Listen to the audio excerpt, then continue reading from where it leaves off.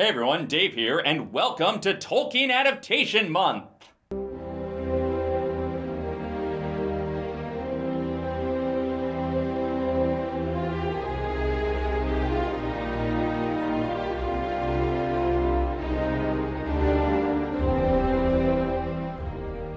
It is hard to believe we are coming up on 20 years since Peter Jackson's Lord of the Rings trilogy began with the release of The Fellowship of the Ring.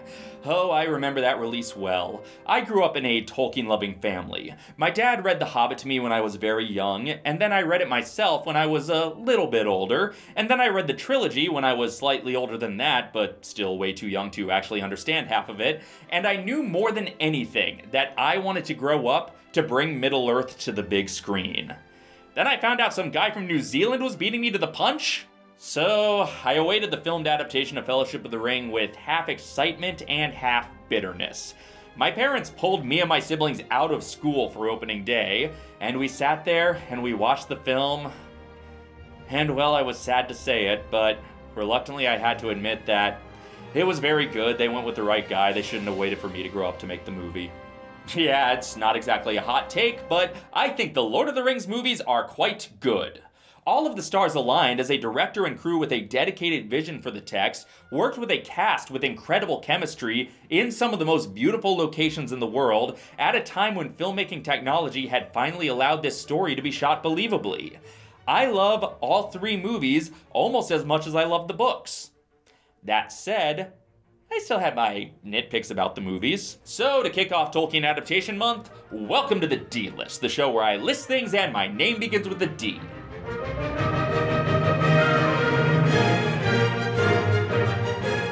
Yep, we're counting down my biggest nitpicks about Jackson's Lord of the Rings movies. Movies that I love, don't get me wrong. But they still have a couple of things I would have done differently if I were making the films. Or things that annoy me or take me out of them for a moment every time. And I figure the 20th anniversary is a good enough time to discuss them. And I'll be the first to admit that most of these gripes, they're gonna get petty. Really petty. You'll probably frequently find it a strange thing that I should suffer so much annoyance for so small a thing. Such a little thing. And no, I'm not saying any of these things ruin the movie. They're not sins, they're just choices I disagree with. And hey, even the crew of the film had plenty of choices that they disagreed with. It's like the Legolas sliding down the shield thing. I winced, and I wince every time I see that. And that's one thing it's been a weird thing for me ever since day one with storyboarding Peter. He gets me to storyboard stuff, and I'm just rolling my eyes going, man, that is just too way out there. That's too nuts. And yes, pretty much all of these are changes from things that I personally liked better in the book. And no, none of them are asking why the Eagles don't take them to Mount Doom. Yes, that joke was very funny when I first heard it in like 1999. It's not actually a legitimate critique, even if the director sometimes needs to be reminded of that himself. Does Tolkien ever explain why they don't just get Gwaihir back and fly to the Crack of Doom and drop the ring in the Crack of Doom from using the eagle? Yes, he does. Yes. Oh, does he? The Eagles are their own race. They're not necessarily part of this world, and that they do things for very specific reasons. Well, when they decided at Rivendell to destroy the ring, why they didn't just summon up Gwaihir the eagle and fly to Mount Doom and drop it in? Yeah, but that's because of the Nazgul. Yeah, no, I knew that. You knew that. I knew that. It does make you wonder why they didn't summon an eagle at Rivendell and just have the eagle fly to Mordor. The Nazgul would have taken them out. Yes, I know, we've already discussed it, haven't we? Everybody always says that, but... So without further ado, here are my biggest nitpicks about the Lord of the Rings movies. Number 11. The road goes ever on and on. So when Gandalf arrives at the Shire at the beginning of Fellowship, he's singing some familiar lyrics. The road goes ever on and on. I do think it's a nice touch that on his way to visiting Bilbo, he's reciting Bilbo's own poetry, but there's something that bugs me just a little bit about this scene, and no, it's not that they didn't use the Donald Swan version of the tune. The road goes ever on and on, down from the door where it began. Yes, that is the version that was actually approved by Tolkien himself, making it the canon version as far as most people are concerned. But I like this bouncy version of the tune too. This feels like a walking song, so props to Fran for this one. The song is taken, of course, from the poem, And the music, the tune was composed by Fran. She came up with that the last second. So no, it's not the tune that bothers me. The thing that bothers me is what version of the lyrics they use.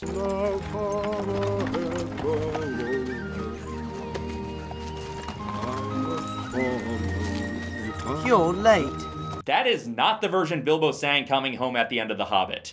That's the version he recites upon leaving Bag End after the birthday party. And yes, the movie keeps that part too.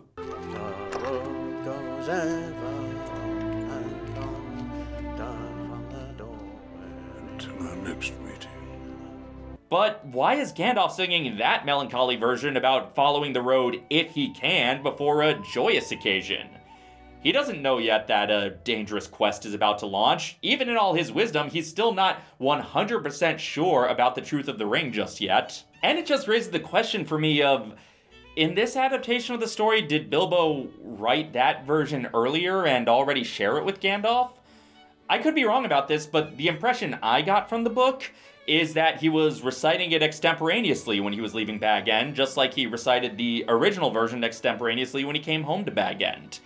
I mean, I guess if he had written it earlier, that explains why Frodo can recite this version almost verbatim in Chapter 3. He wasn't, like, sharing a mind with Bilbo, he just had heard that version before. Of course, they drop him singing it in the movie, so it's not set up for that. So, is it just because they don't have the rights to the version Bilbo actually sings in The Hobbit? Oh, what do you want from me? I warned you that some of these would get real petty. Number 10. Gandalf's sudden but brief disdain for hobbits. Salted pork is particularly good. Hobbits.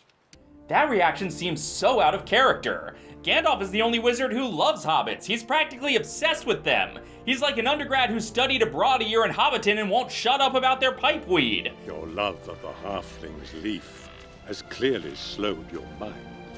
He wouldn't react that grumpily to hobbit culture as a whole. He might be annoyed by these hobbits specifically, and he has been, many times, but it would have made much more sense for him to just scoff, "Fool of a took," here. Number 9. Éomer versus Gimli. So this exchange here feels abrupt. Speak quickly! Give me your name, Horsemaster, and I shall give you mine.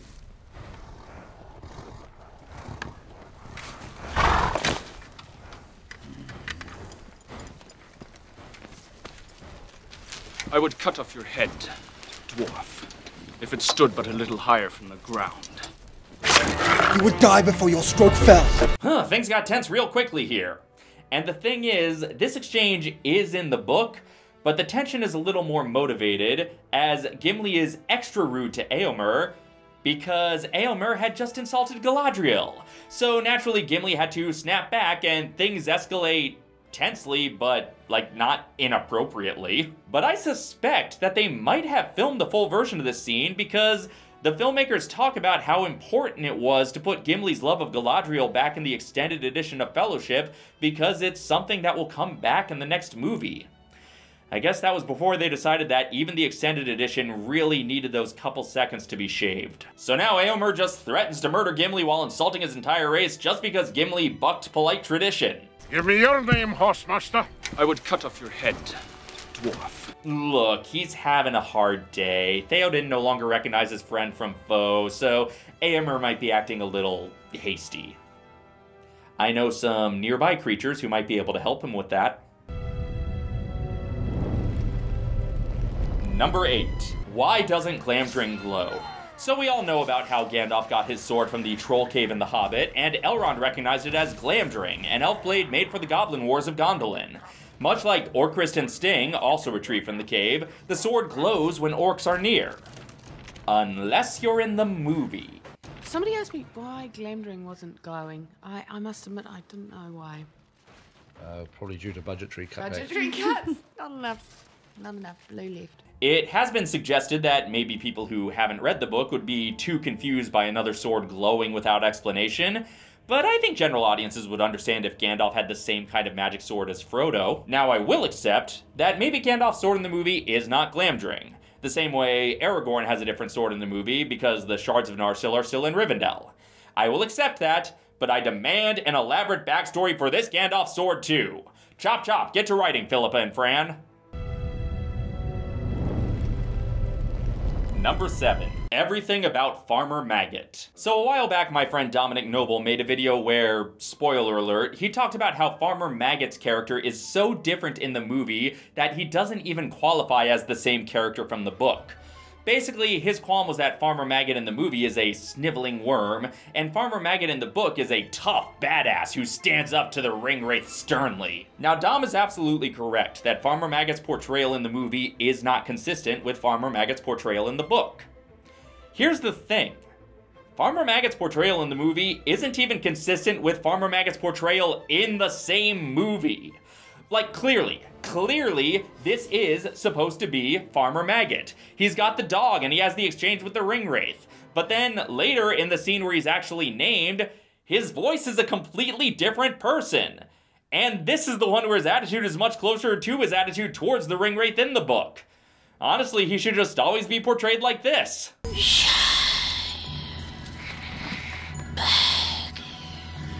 Oi! Go back to where you came from, you! Got a tall English breakfast tea for Farmer Maggot? Oi! Give me that beverage there, you! Oi! Let me into the group there, you! For the last time, you're technically in the movie. You don't belong here. Love you, honey. I'll see you at home. All right. Welcome to the support group for Lord of the Rings characters left out of the movies. Now, eliminating the part where Maggot stands up to the Ringwraith is a shame because it was an early example of the book's theme of ordinary people standing up to evil.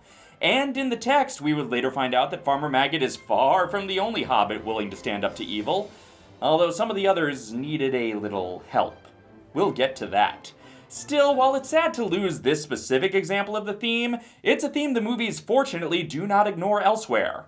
I mean, Galadriel drives it home pretty explicitly. Even the smallest person can change the course of the future.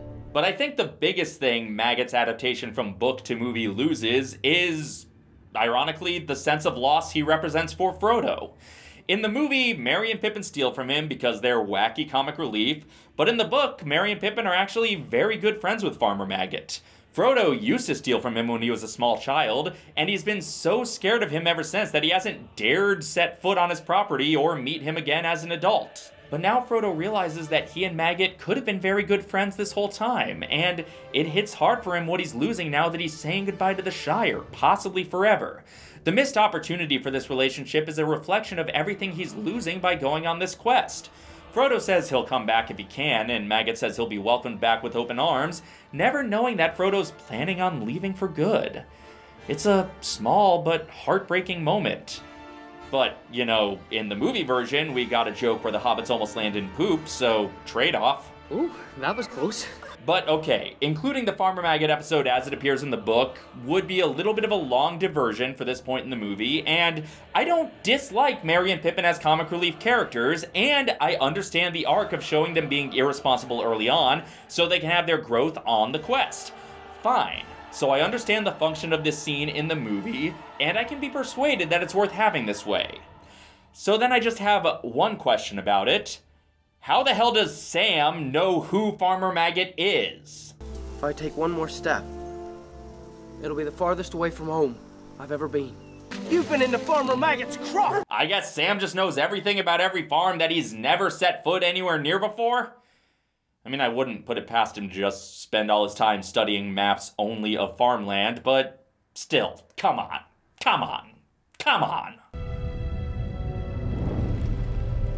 Number 6. Pippin the Dumbass. Now, much has been discussed about how many characters from the book were kinda reduced to comic relief for so much of their runtime.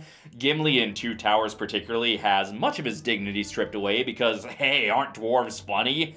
Merry and Pippin also start out a lot goofier than they do in the book, although at least there it's in service of actual character arcs. Now, for the most part, I don't really dislike any of the individual comic relief moments for any of these characters, even if I wish they were tempered with a few more dignified moments. But in the general goofification of the characters, there's one moment that's not played for comic relief that really bugs me. Baggins? Sure I know a Baggins. He's over there. Frodo Baggins. Pippin, you blundering dolt! You literally just heard him call himself Underhill! And presumably at some point during the 4 chapters that were skipped between the fairy and Bree, Frodo told you how important it was to call him Underhill. I think the idea here is supposed to be that he's drunk, but it just makes him look irredeemably stupid. And the irony is, I'm pretty sure this moment is here to replace a moment the filmmakers thought was too silly for the film. In the book, Frodo's accidental disappearance at the Prancing Pony came about because the ring slipped on his finger when he got a little too into singing the extended edition of Hey Diddle Diddle the Cat and the Fiddle.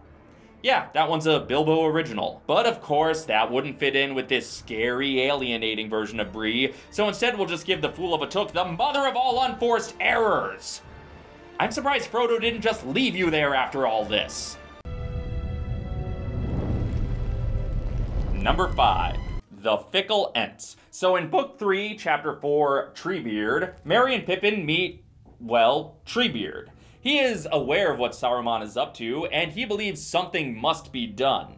But first he has to spend several days at the Entmoot, explaining all the facts and events to the other Ents, and letting them decide what course of action they want to take. But once the Ents reach their decision, they march on Isengard, and they take down all the evil industrial waste caused by Saruman's mind of metal and wheels, with the power of raw, untouched nature! But in the movie, the Ents decide not to do anything. This is not our war. Yeah, apparently these are really isolationist Ents. This pisses Merry off. He calls them out, and when he explains the stakes to Pippin, Pippin tricks Treebeard into seeing how Saruman's evil affects the Ents and trees personally. So then Treebeard gets pissed off, summons all the Ents immediately, and then they march on Isengard.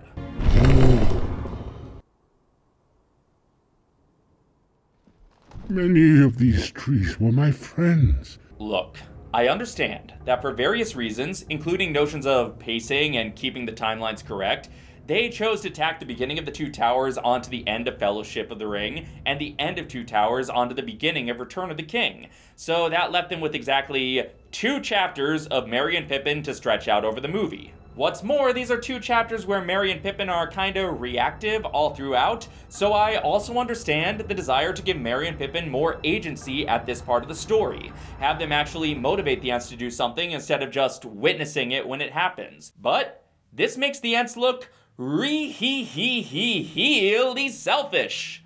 It takes them so much time to just lay out the abstract information so they can say no, but as soon as it personally affects someone they care about, they can just hastily make a snap judgment? Yeah, who knew the one thing that motivated Ents to hastiness was their own nepotism? It feels like to finally give Merry and Pippin some dignity, they had to strip it from an entire other race. Ah well, the march itself was cool. Number 4. The sexification of Aragorn. Okay, strap in everyone, because these are starting to get a little more complicated. Now, I'm not referring to the fact that Viggo Mortensen is physically attractive. I'm referring more to the changes in Aragorn's whole vibe that all seem to be in the service of making him emotionally sexy. See, in the book, Aragorn is confident and steadfast, but he still has his moments of vulnerability and uncertainty. In the movie, these adjectives all still apply, but they've switched around where they apply. In the book, Aragorn is confident in his destiny to become King of Gondor. The time is not right yet, but he knows it's gonna happen. But that's not sexy. He needs to be a tortured soul. He needs to be uncertain about his destiny, and uncertain about the relationship with the hot elf maiden who is literally throwing her life away for him. He needs to be uncertain about everything beyond his immediate tasks. You are Isildur's heir, not Isildur himself. You are not bound to his fate. The same blood flows in my veins. Same weakness. You cannot give me this. It is mine to give to whom I will. Like my heart.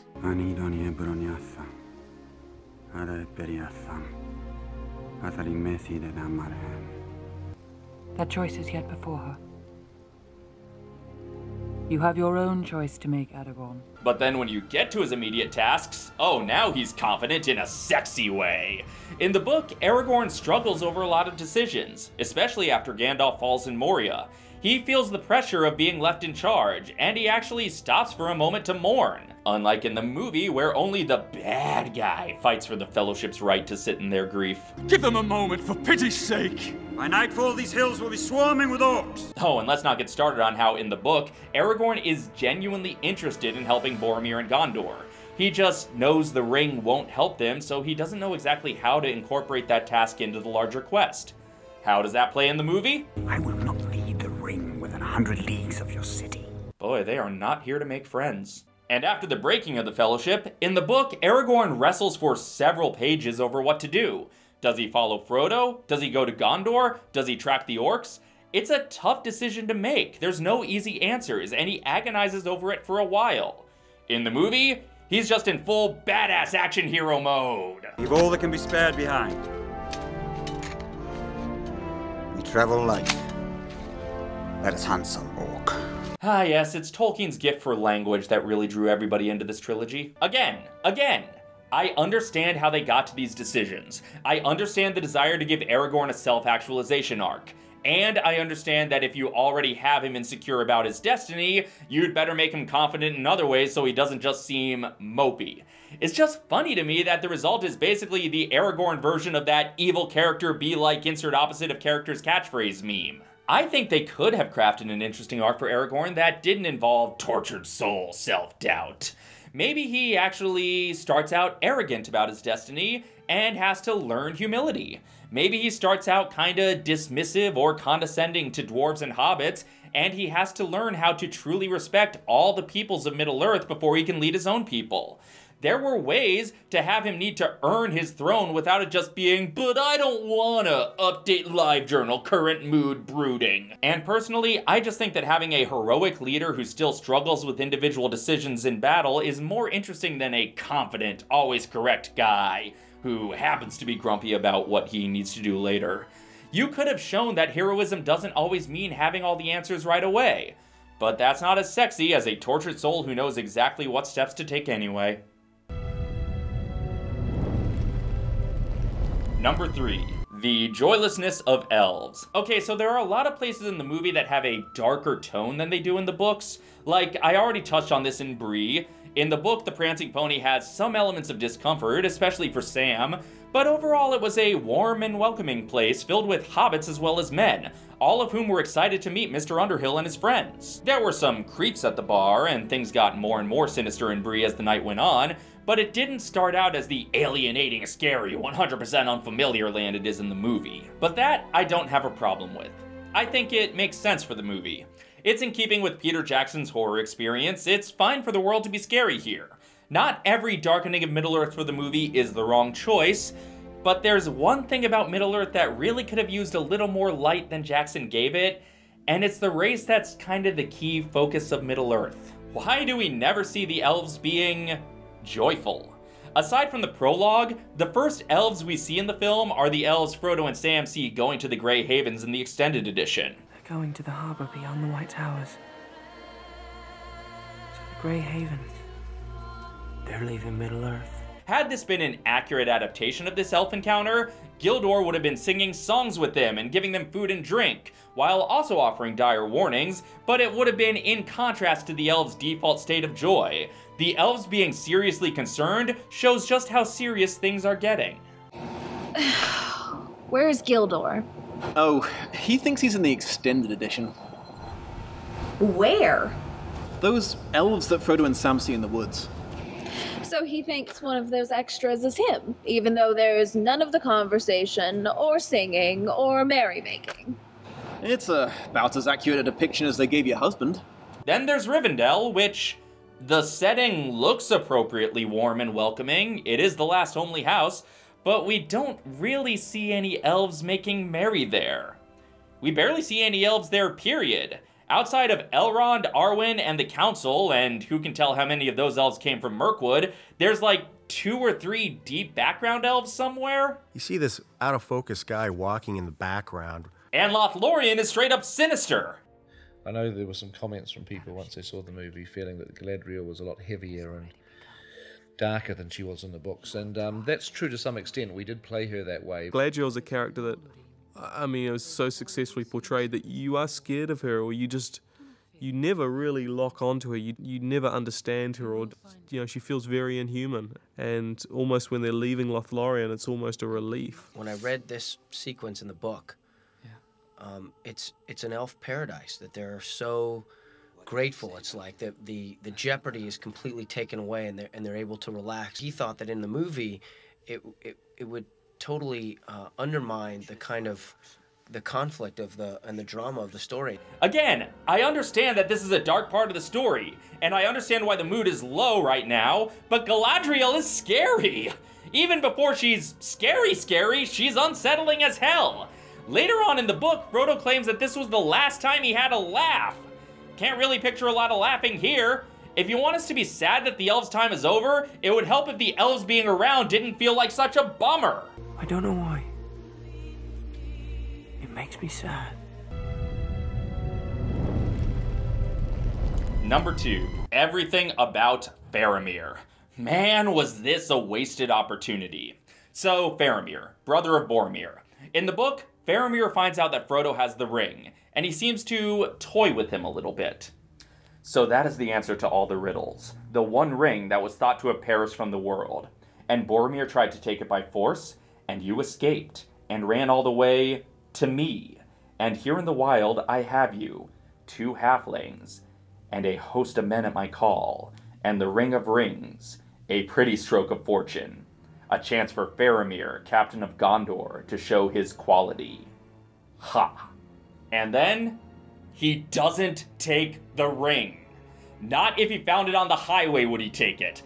Faramir recognizes Boromir's flaw and avoids repeating his mistake. It is the single most badass thing a human man does in Lord of the Rings. In a single moment, Faramir shows his quality. It's a small moment that gives so much hope to the world. If a man can resist the evil of the ring, maybe the time of the elves passing and men becoming the dominant race won't be so completely terrible after all. So, you know, can't have that in the movie. I came on the project not having read the book. The script had been written, so that was the Faramir that I knew. Then I read the book and I saw that there was a major difference between the script and the book. The ring will go to Gondor. Hate it, hate everything about it. Where do I even begin on how much I hate this change? First off, they set everything up for you to expect this, especially in the extended edition where they delve into the Steward of Gondor family backstory. Everything is building to the moment where Faramir is given this opportunity, and everything is telling you that if he had the ring, he would take it like Boromir tried to. So what a perfect, memorable piece of filmmaking it would be to subvert that expectation, to give him a moment of strength instead. So it's wild that the movie treats this like it is a subversion, with Sam reacting with surprise to Faramir's decision, but it's only a subversion to people who have read the book, who by and large are not going to be happy about this change. For people who are coming in blind to the movie, they're expecting the big guy to take the ring from Frodo, and then they got what they expected. No subversion happening, just spending several minutes hinting that something's gonna happen, and then that thing happens. Weirdly diminishes the ring's power if Faramir can so readily resist its lure. That was one of the strong thoughts we had. Okay, 2 things. First off, you didn't seem to have that concern when you wrote a brand new scene to give stupid sexy Aragorn the same challenge at the end of the movie.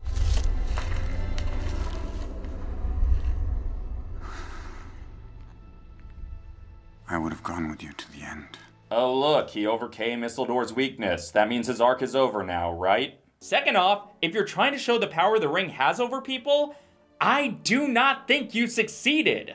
I think you showed the power Denethor has over Faramir. Well, the fact that Faramir is immediately opposed to taking the ring in the book, as opposed to where in the movie it's a long, drawn-out decision that he has to make. And ultimately, his first inclination is to take the ring. And that changed because the focus suddenly became his relationship to his father. Faramir's not doing this because of the ring's temptation. He just has to prove himself to his neglectful father. He's not succumbing to the power of the ring. It just feels like him succumbing to his daddy issues. Once we knew very early on that we weren't going to be able to fit Shelob into film 2, that decision was made very early on. We needed to drive Frodo and Sam's story towards some kind of climax. For all those people that sort of have a problem with this, I think you just need to play out the story in your mind without this sequence for Frodo and Sam. Okay, but there still could have been a different climax to this through line, you know? Maybe Faramir's camp gets attacked and he has to fight alongside the hobbits. Maybe he leads them down another path and gets ambushed, so they have to go with Gollum again. Maybe somebody else in Faramir's company tries to take the ring and Faramir has to rescue Frodo from the turncoat. There were alternate solutions. You didn't have to completely engage in full-on character assassination. It's all wrong. By rights, we shouldn't even be here. Faramir's whole family gets some sketchy treatment in the movies. Boromir comes off best, but they still amp up the sinister moments in a way that sometimes makes him feel less like a man corrupted and more like a bad guy who's good at hiding it sometimes. And Denethor definitely takes a downgrade in dignity, but at least when it happens to him, it's hilarious.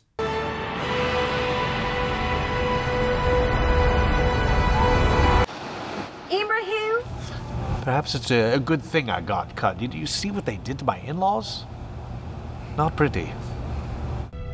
And my number one nitpick about Peter Jackson's Lord of the Rings trilogy, as far back as before the first movie came out, I had already heard this was happening.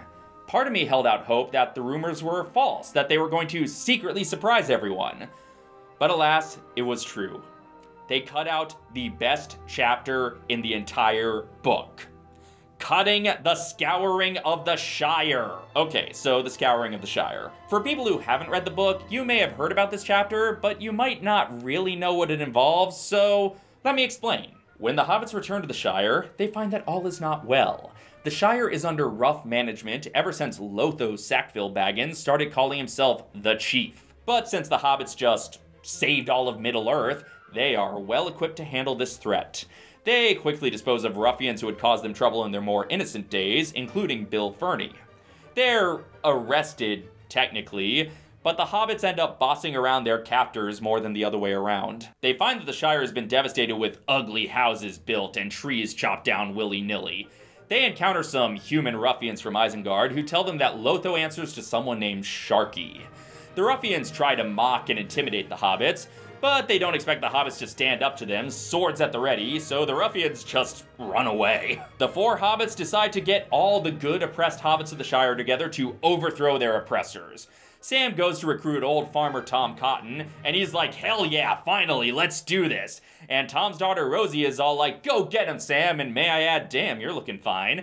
And the gang has gathered 100 hobbits to fight, all of whom have been wanting to stand up to the Chief and Sharky, but none of whom had the courage to get things started on their own.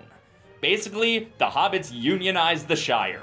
When the cops arrive to break this militia up, half of the cops are like, screw this, we're joining you, let's take down those bastards.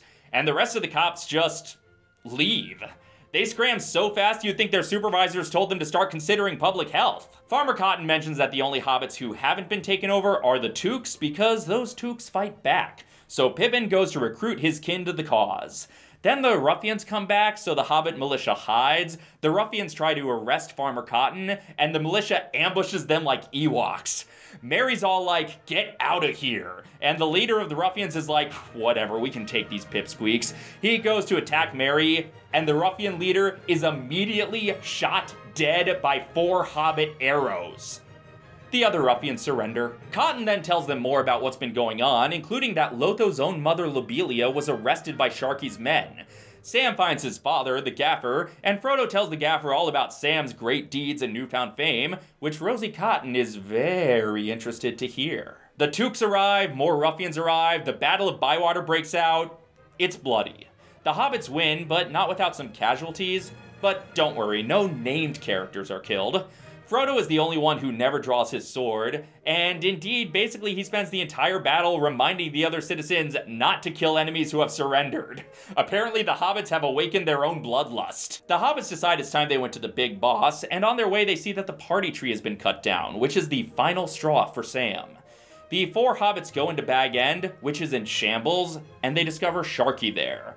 Turns out, it's Saruman. Saruman got his revenge for the destruction of Orthanc by trying to destroy the Shire. As much as the hobbits are angry about the damage he's done, they mostly just think he's pathetic. This is what the Great White Wizard has been reduced to, taking out petty revenge on the least threatening corner of Middle-earth. Frodo insists that nobody kill him, that they just let him go and lead the rest of his sad life. Saruman repays this by trying to stab Frodo, but he's wearing the mithril, and Frodo's still like, spare him, hopefully he can get the help he needs, and this pisses Saruman off. Saruman starts to leave with Wormtongue, but Frodo says to Wormtongue, hey, you don't need to follow him, as far as I know you haven't wronged us, and Saruman's all like, ha ha, Wormtongue killed Lotho, he might have even eaten him too. Saruman just keeps taunting Wormtongue, and then Wormtongue's had enough, and he slashes Saruman's throat. But before he can escape, he's shot dead by hobbit arrows. A dark mist rises from Saruman's body for a moment, but it dissipates and the body shrivels up. Then the hobbits begin cleaning up, they release everyone from jail, and Lobelia is shocked that people are happy to see her. But she's heartbroken at Lotho's death, and she becomes a new woman, giving Bag End back to Frodo and leaving her wealth to help the oppressed hobbits recover. As for the 4 hobbits, they lead the various parts of cleanup. Merry and Pippin, being great warriors of Rohan and Gondor, drive out any remaining ruffians. Sam replants trees with special soil he got from Galadriel, and he plants a Malorn tree where the party tree was. Frodo becomes deputy mayor and defunds the police. Then Sam marries Rosie, and they move into Bag End with Frodo until it's time for Frodo to leave Middle-earth. Everything about it is awesome. But it often gets cut from adaptations because the sense is that when the ring is destroyed, the goal is achieved and the story's over. Leaving in this extra little adventure at the end after the purported goal is accomplished might make the ending feel like it's dragging on too long. Yep, they sure dodged a bullet there. Lord of the Rings with 11 nominations. Yes. 11 nominations. 1 for each ending. And let me tell you something else, folks. And don't worry, I saw the last Lord of the Rings. I'm not going to have the movie end like 17 times. Anyway, then we make our way from the pre-show area into another pre-show area. This is like watching Lord of the Rings backwards. There are many reasons why the scouring of the Shire is important to the text, and many reasons why cutting it, at least cutting it the way they did, was detrimental to the story. So many reasons, in fact, that I think it's time for the first ever D-list in a D-list. Here are the top 4 reasons this movie screwed up by eliminating the scouring of the Shire.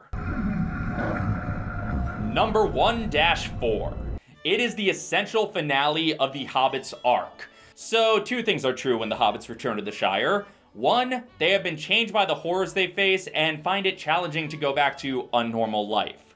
2, they are now prepared to handle any conflict they face. To the movie's credit, it captures 1 really well. I felt that it actually was what Tolkien had in mind, and I wanted to dramatize it. And one of the things that just about all veterans of the First World War talk about is the sense of coming home to their families and their village. They've been thoroughly changed by the experience. They've gone through horrors that they could never describe, and they literally couldn't talk to anyone about it, so therefore nobody understood. And the only people that understood were those other friends that had been to war. That part, that's all great. 10 out of 10, no notes. But what gets lost is the Hobbits' newfound strength, their growth. The Hobbits have faced real evil in the world, and now the petty squabblings of the Shire are a piece of cake for them. Now even Saruman, once the most powerful wizard of them all, is no match for them. The movie covers the loss of innocence from their adventure, but I don't think it properly covers the gaining of wisdom and experience from their adventure. The only positive things they seem to gain from their quest are Gondor bows to them, which, yes, this scene does get me every time, and also Sam gets the courage to propose to Rosie. Speaking of which, number 1-3. It establishes an actual relationship between Sam and Rosie. Now, I'm not saying that either version of Rosie Cotton, movie or book, is exactly the most fleshed out character. Either way, her purpose is pretty much to fawn over Sam, but the Scouring shows, you know, actual reasons that she'd be into Sam. In the book, Rosie implies she was actually always into Sam and just waiting for him to get over his shyness, and she's all the more impressed with him now.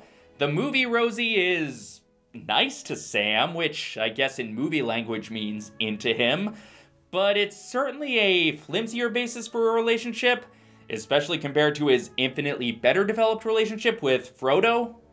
It's no wonder people accuse the movie marriage of being another case of Hollywood no homo. In the book, we get confirmation that Rosie likes Sam before we're even certain that he likes her.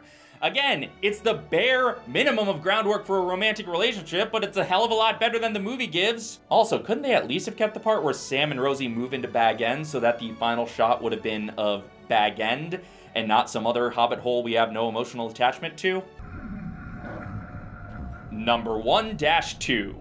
It shows that the Shire is not so safe from the outside world.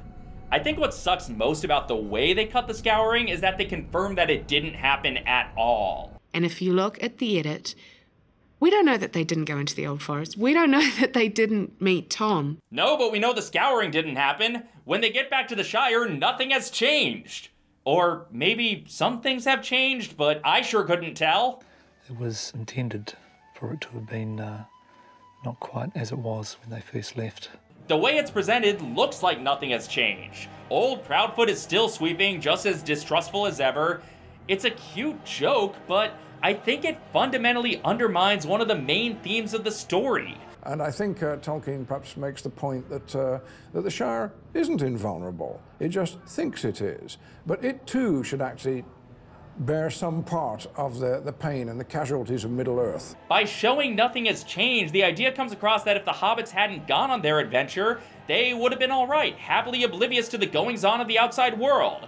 The fight would never come to their doorstep, and that just goes against a core theme of the book and the movie. The Shire is not some eternally safe, protected bubble of Middle-earth just because no trouble has come there yet. I mean, it is protected by the Dunedain, and when they all went away fighting Mordor, it made it easy for Sharky to slip in, but it's not just naturally safe. It takes work to keep evil out of the Shire, and it's not so impossible for evil to slip in. The ending just makes it seem like the Shire was never really at that great of a risk. Now granted, maybe I'm misreading the gag. Maybe the point isn't the Shire would have remained ignorant of the outer world forever. Maybe the point of the gag is, boy, that sure was a close call. They don't know how close they were to getting taken over.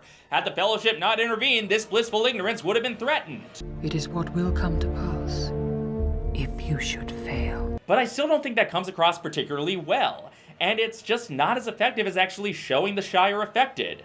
So if you're not going to show the Shire be affected, I would rather you just not show the moment they return to the Shire at all, so I can at least pretend that this all happened off screen. And the number one reason the movie screwed up in how they eliminated the Scouring of the Shire, okay fine, I understand why you cut it, but why did you spend so much time setting it up? I can accept that having this extended bonus climax after the purported goal of the trilogy might have felt like odd pacing for a blockbuster movie to the average audience member. So why did they leave in so much of the setup for the Scouring? There's a lot of foreshadowing to the Shire being threatened. A lot! The fires of Isengard will spread, and the woods of Tuckborough and Buckland will burn, and all that was once green and good in this world will be gone. There won't be a Shire, Pippin. And all of that feels undermined by the aforementioned unchanged Shire the hobbits come home to. On top of which, they really amped up Saruman's role in the story. Arguably, the first two movies build him up as more of the main villain than Sauron. Of course, what we did is we elevated Saruman, in a sense, to the villainry role. And kept the eye relatively a minor player. Some obstacles are caused by Saruman in the movie that aren't really said to have anything to do with him in the book, like the Pass of Caradhras. In the book, the implication is just that the mountain itself is mad at them for daring to cross. Gimli claims the cruelty of Caradhras predates even knowledge of Sauron. But in the movie... There is a fell voice on the air.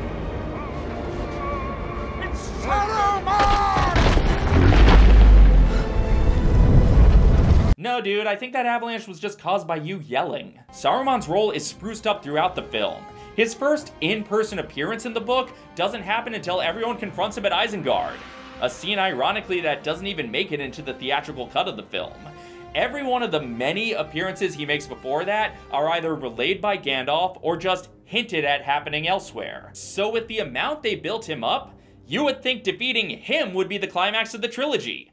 Instead, they take a few elements from his defeat at the end of the Scouring, put it in the Isengard scene, and relegate it to the extended editions. If you were gonna leave Saruman's defeat for the extended editions anyway, you could have extended it all the way to the Scouring. Yes, I realize there's a difference between doing a few additional scenes for a DVD and doing essentially a television episode's worth of story for the DVD, but come on! They even leave in the fact that Saruman has business dealings with the Shire.